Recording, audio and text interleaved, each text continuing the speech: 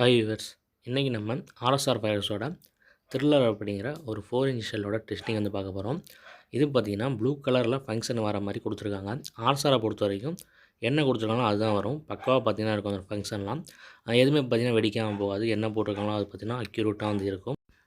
இப்போ இதை வந்து பஸ் பண்ணி எப்பருக்கு வந்து டெஸ்ட் பண்ணிடலாம். இது வெடிச்சு முடிச்சதுக்கப்புறம் எப்படி இருந்துச்சு, நல்லா இருந்துச்சா, நல்லா ஹைட்டு போச்சா, கலர்ஸ் எப்படி இருந்துச்சு, என்ன இது வந்து கமெண்ட்டில் வந்து சொல்லுங்கள்.